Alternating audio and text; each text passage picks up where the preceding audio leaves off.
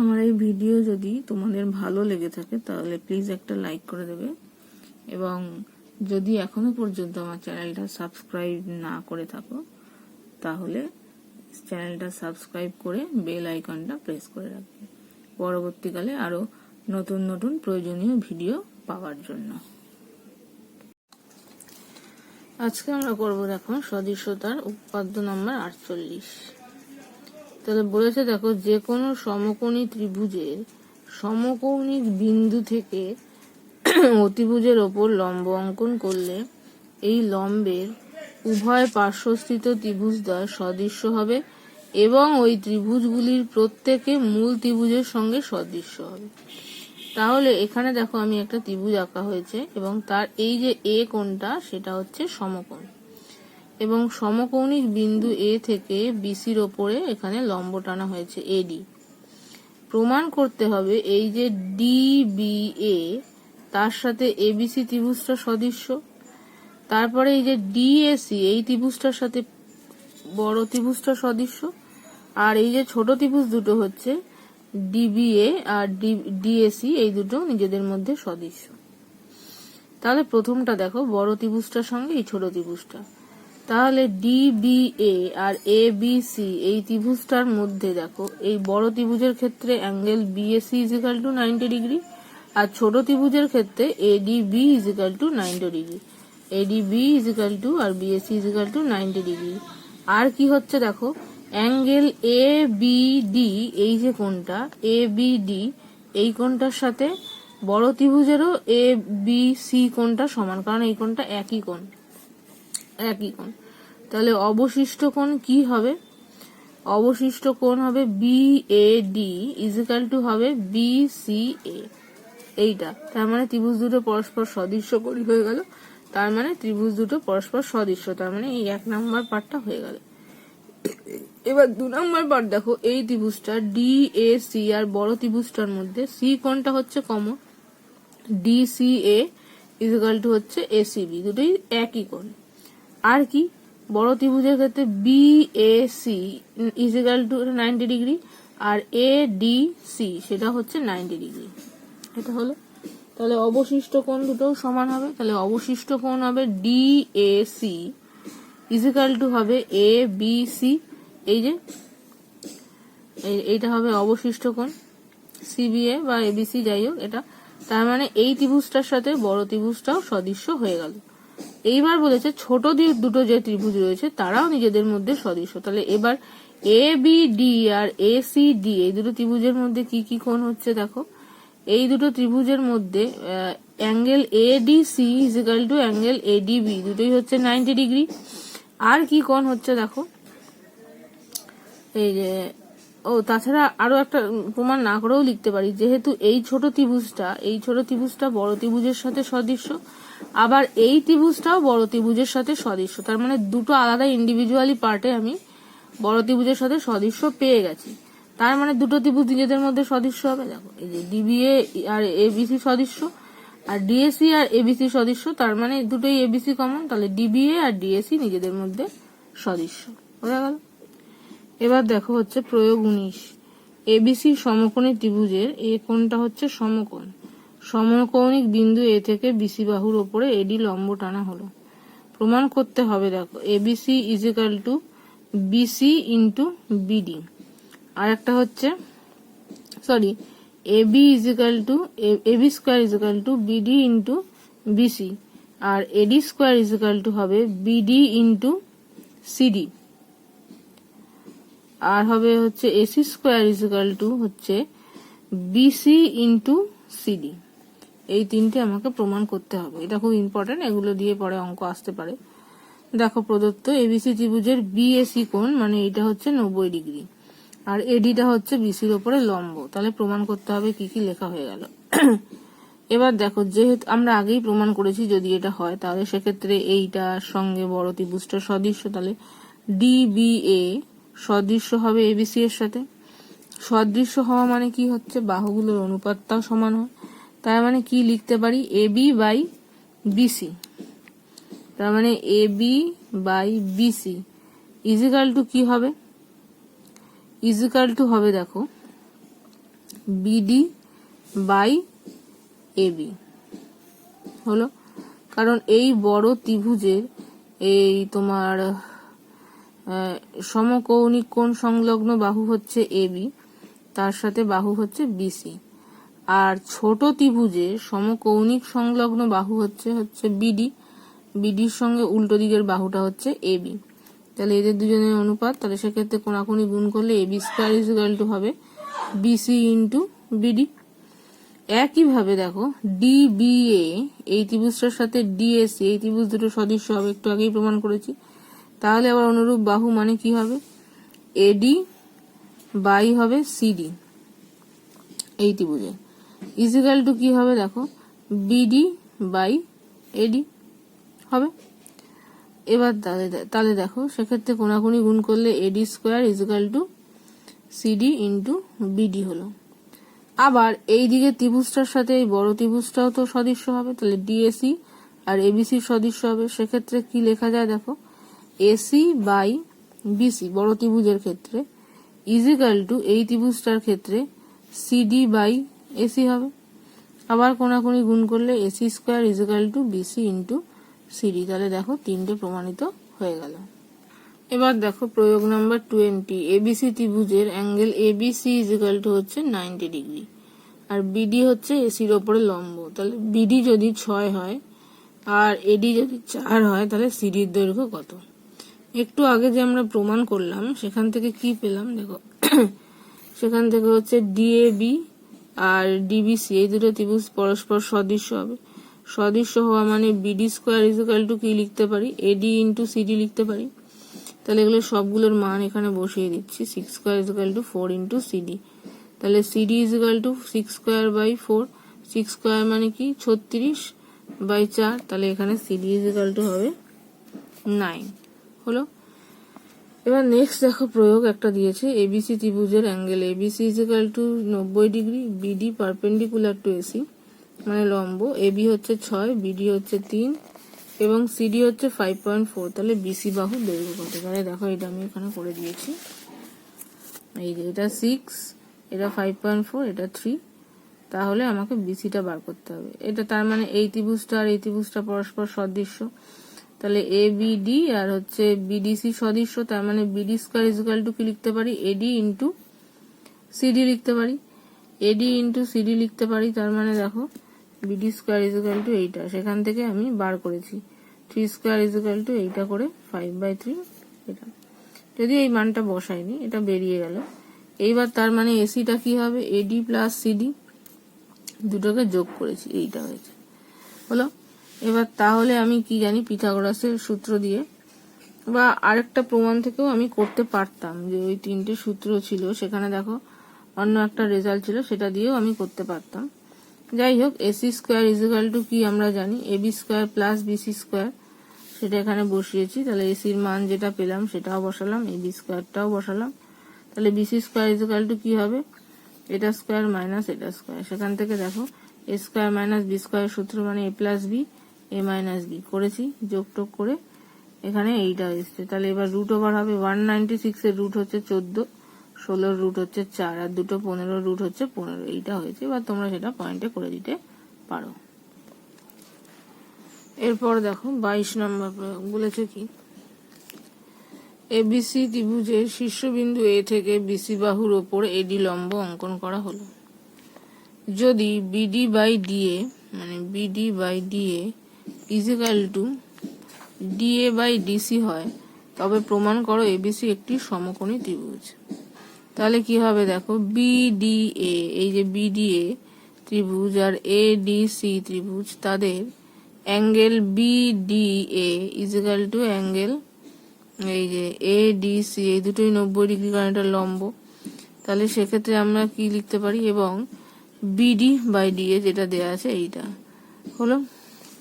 সেখান থেকে তার মানে ত্রিভুজ দুটো সদৃশ্য হলো, কারণ যেহেতু দুটি ত্রিভুজের একটি কোণ অপরটির একটি কোণের সঙ্গে সমান এবং কোণগুলির ধারক বাহুগুলি সমানুপাতি হলে ত্রিভুজটা সদৃশ্য হলো।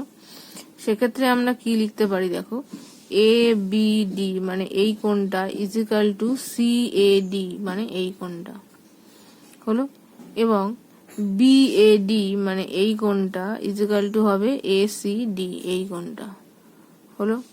এইবার দুটোকেই আমরা যোগ করছি, দেখো ABD plus ACD, ABD plus ACD equal to কি হবে, দেখো এবিডি মানে হচ্ছে সিএডি আর এসিডি মানে হচ্ছে বিএডি হলো।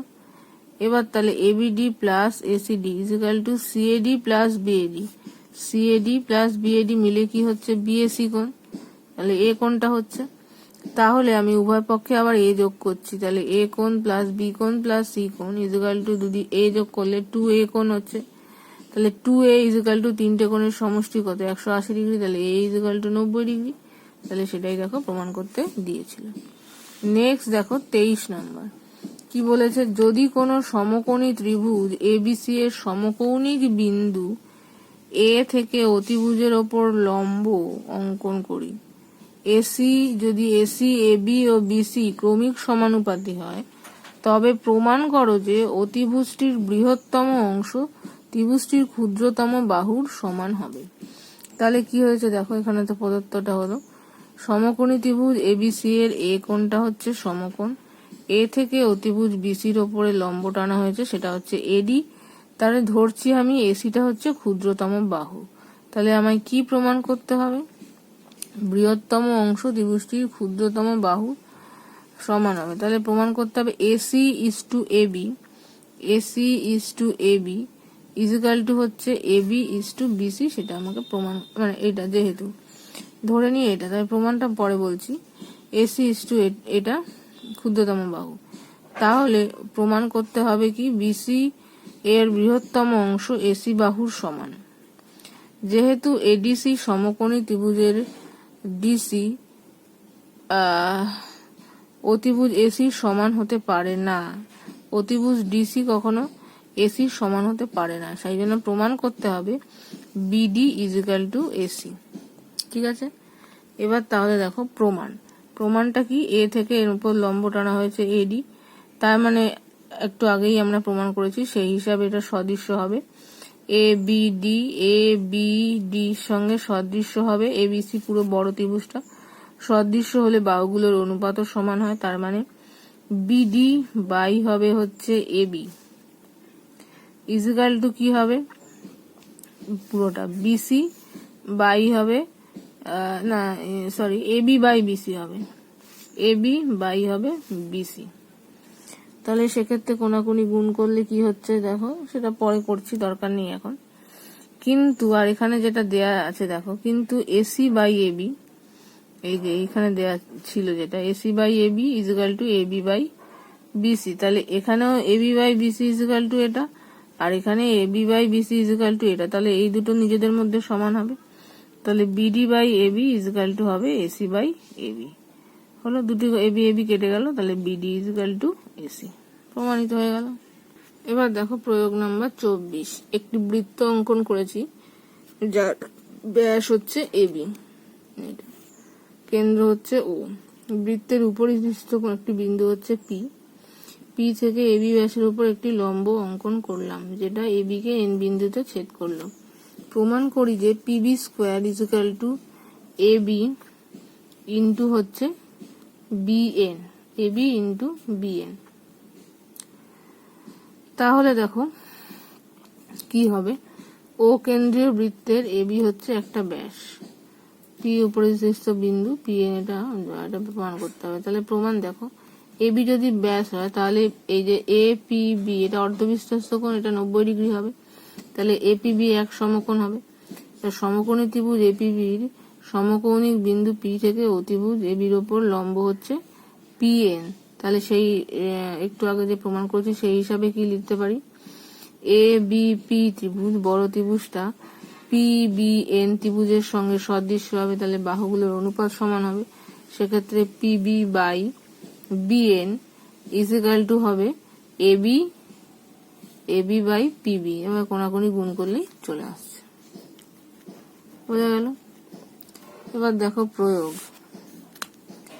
দুটি বৃত্ত 25 পরস্পরকে এ বিন্দুতে বহিঃস্পর্শ করেছে, মানে দুটো বাইরে থেকে এতে, পি কিউ ওই দুটি বৃত্তের একটি সরল সাধারণ স্পর্শক। যদি বৃত্ত দুটির ব্যাসার্ধের দৈর্ঘ্য আর আর আর ড্যাশ হয় তবে প্রমাণ করো P Q square is equal to 4 R into R dash. তাহলে প্রদত্ত দেখো আর ও এস কেন্দ্রীয় দুটি বৃত্ত যাদের ব্যাসার্ধের দৈর্ঘ্য হচ্ছে আরটা, এটার হচ্ছে ব্যাসার্ধ আর আর এটা হচ্ছে আর ড্যাশ, পরস্পরকে এ বিন্দুতে বহিঃস্পর্শ করেছে। পি কিউ ওই দুটি বৃত্তের একটি সরল সাধারণ স্পর্শক এবং বৃত্ত দুটিকে পি ও কিউ বিন্দুতে ছেদ করেছে। তাহলে প্রমাণ করতে হবে এইটা। এবার দেখো অঙ্কন করা হয়েছে আর এ আর এ এস যোগ করা হয়েছে, আর এ আর এ এস যোগ করা হয়েছে। এবার এ বিন্দুতে বৃত্ত দুটির সাধারণ স্পর্শক অঙ্কন করেছি যা পি কিউ কে বি বিন্দুতে স্পর্শ করেছে। হলো, তাহলে কি হলো, এবার আর বি আর এস বি যোগ করা হয়েছে। এবার প্রমাণ দেখো, বি বিন্দু থেকে আর কেন্দ্রীয় বৃত্তের দুটি স্পর্শক হচ্ছে, একটা হচ্ছে বিপি আর একটা হচ্ছে বিএ।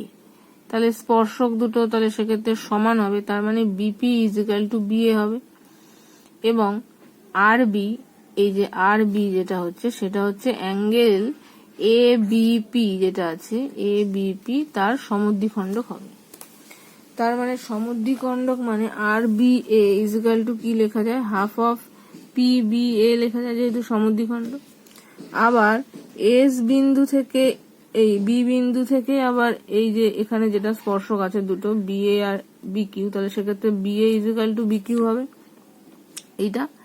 আবার বিএসটা হচ্ছে সমদ্বিখণ্ডক, তাহলে সেই হিসাবে একইভাবে লেখা যায় S B A is equal to half of A B Q বা কিউ বি এ, একই ব্যাপার। এবার এই দুটো আমি যোগ করছি, আর বি এ আর এস বি এ দুটো যোগ করছি, তাহলে half of P B A plus half of Q B A হলো। এইখানে দেখো পি বি এ আর কিউ বি এ দুটো একই সরলরেখার উপর অবস্থিত কোণ, তাহলে কোণের সমষ্টি 180। তাহলে এই দুটো সমষ্টির জায়গায় বসালাম 180, তাহলে হাফ ইন্টু 180 গুণ করলে 90। তাহলে এই আর বি এ আর এস বি এ এই দুটো যোগ করলে কি হচ্ছে দেখো, আর বি এ আর এস বি এ যোগ করলে আর বি এস হচ্ছে, তাহলে আর বি এস হচ্ছে এক সমকোণ। তাহলে আর আর এস দুটি বৃত্তের কেন্দ্র এবং এ হচ্ছে স্পর্শবিন্দু। আর এ এস বিন্দু তিনটি তাহলে সমরেখ এবং এ বি হচ্ছে পারপেন্ডিকুলার টু আর এস। যেহেতু বৃত্তের স্পর্শক স্পর্শবিন্দুগামী ব্যাসার্ধ হয় এবং ব্যাসার্ধ পরস্পর লম্ব হয় এবং সমকোণী ত্রিভুজ আর বি এস, সমকোণী ত্রিভুজ আর বি এস এর সমকৌণিক বিন্দু হচ্ছে বি, সেটা থেকে অতিভুজের ওপর লম্ব টানা হয়েছে, সেটা হচ্ছে বি এ লম্ব। তাহলে বি এ যদি লম্ব হয় তাহলে ত্রিভুজ দুটো পরস্পর সদৃশ্য হবে। তাহলে এ বি আর এই ত্রিভুজের সাথে এ এস বি এই দুটো পরস্পর সদৃশ্য হবে, সদৃশ্য মানে বাহুগুলোর অনুপাত আবার সমান হবে। তার মানে কি হবে, A B by A S is equal to হবে A R by A B. তাহলে সেক্ষেত্রে A B square is equal to A R into A S হলো। এবার এ আর মানে হচ্ছে এই ত্রিভুজের ব্যাসার্ধ, সেটা হচ্ছে আর, আর এ এস মানে এই ত্রিভুজের ব্যাসার্ধ হচ্ছে আর ড্যাশ, তাহলে আর ইন্টু আর ড্যাশ হলো। এইবার দেখো এ বি দুদিকেই 4 গুণ করলাম, 4 A B square is equal to 4 into R dash. তাহলে 4 এ বি স্কোয়ার মানে কি লেখা যায়, 2 A B whole square is equal to এটা। এবার 2 এ বি মানে কি দেখো, 2 এ বি মানে হচ্ছে লেখা যায় পি কিউ স্কোয়ার। যেহেতু দেখো P Q is equal to P B plus B Q, তার মানে এবার এই দুটো তো সমান, পি বি মানেও এ বি আবার বি কিউ মানেও এ বি, তার মানে 2 এ বি হয়ে গেল। তাহলে পি বি, যেহেতু P B is equal to B A আর এটা, সেই জন্য এখানটা এটা হলো। তাহলে P Q square is equal to 4 R into R dash প্রমাণিত হয়ে গেল। এরপরে যেটা আছে তার প্রমাণটা তোমাদের সিলেবাসের মধ্যে নেই।